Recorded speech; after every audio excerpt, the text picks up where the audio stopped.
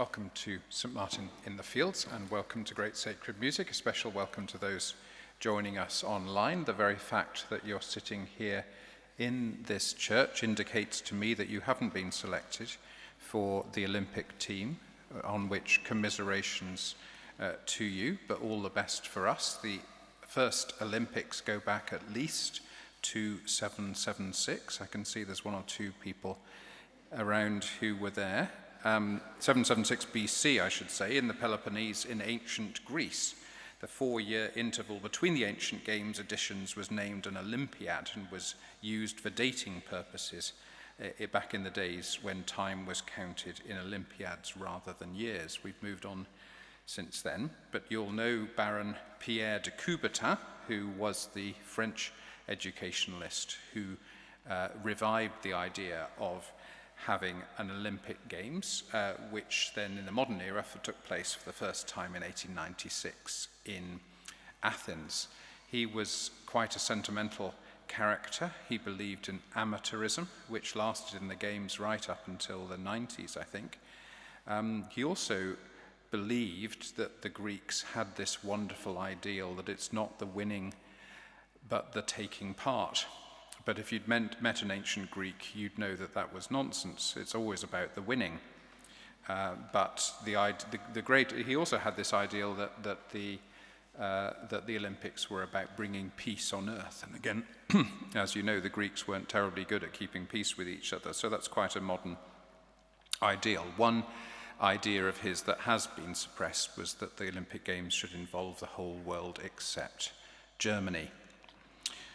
We haven't kept that principle, but he wasn't a big fan of the Germans, and indeed he lost his 2 nephews in the First World War. It's our tradition at Great Sacred Music to sing a hymn together at the beginning and at the end, so we're going to do that together now. If you find on the inside of your handout sheets, if you haven't got a handout sheet and you're in the building, you can find them on the little wooden table halfway back on the aisle. But if you look on the inside, you'll find a hymn called Christ is the World's True Light, which was written by a mid-20th century canon of Worcester Cathedral, George Wallace Briggs. His major distinction in life was that he was the author of one of the prayers used at the time of the famous meeting of Churchill and Roosevelt on HMS Prince of Wales in 1941, when the Atlantic Charter was framed. We'll remain seated. The voices stand and lead us as we sing Christ is the World's True Light.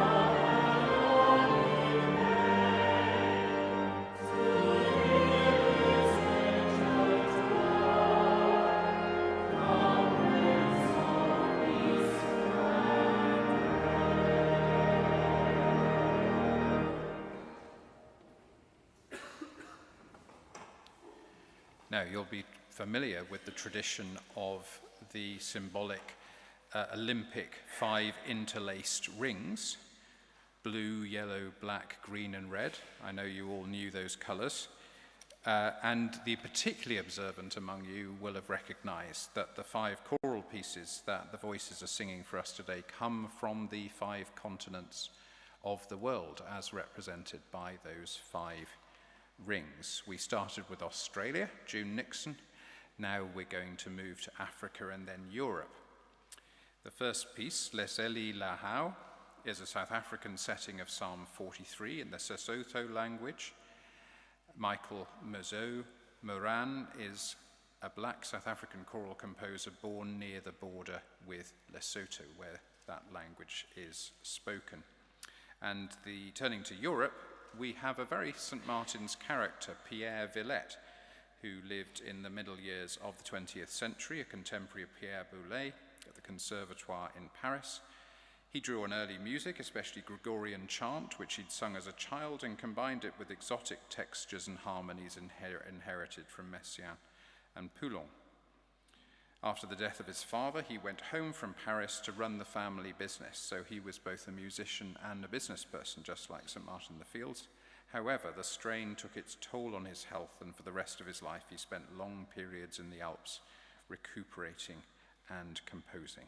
So let's enjoy the sound of Africa and of Europe now.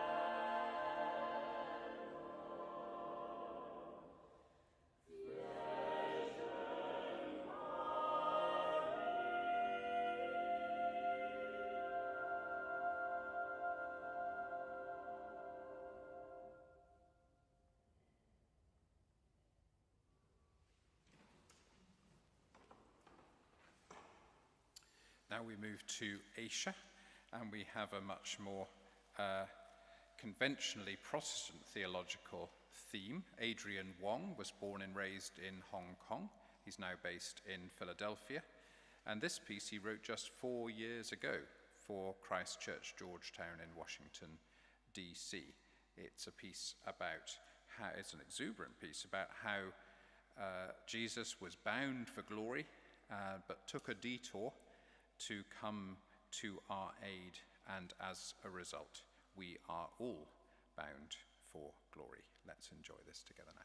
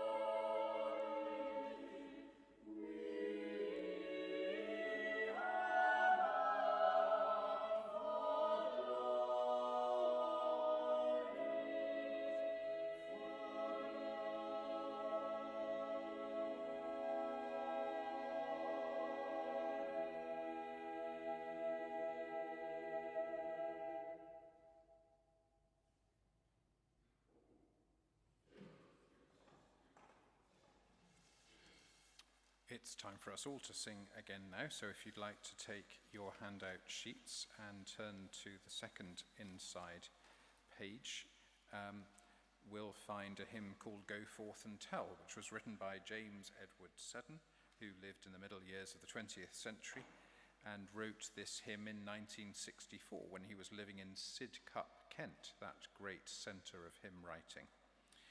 He'd returned from service with the Bible Churchmen's Missionary Society in Morocco, and he published it in the 1966 Youth Praise.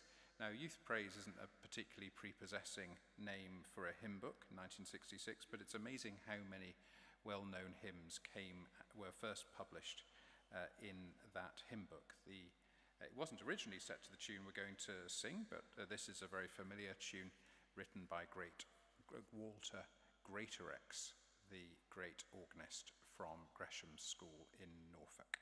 We remain seated and the voices stand and lead us as we sing Go Forth and Tell.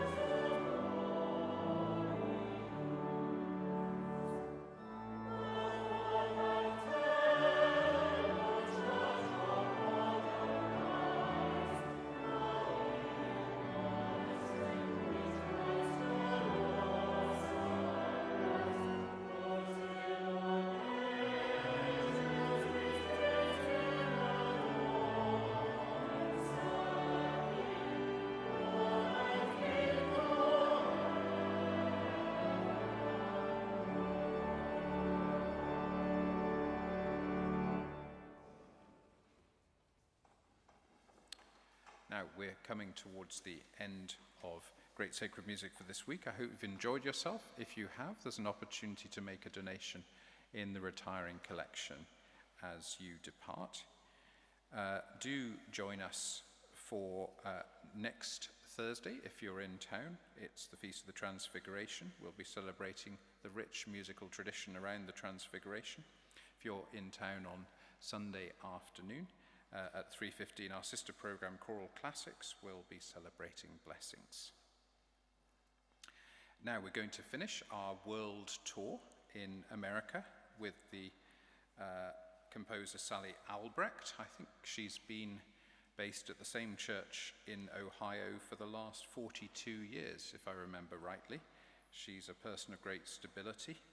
She took this theme from George Herbert's famous poem, Let All the World in Every Corner Sing, also a famous hymn, and set often to choral settings as well. But she's adapted it into a much more exuberant piece of rejoicing with an awful lot of alleluias. And it's an opportunity to reflect, I guess, in the balance of this piece between that theme I mentioned at the beginning about whether the Olympics are about the winning or the taking part. Of course, they're about the winning for those who are in the very elite, but it does make me think that when it comes to life, none of us actually really win, but we all get to take part. Thanks for joining us.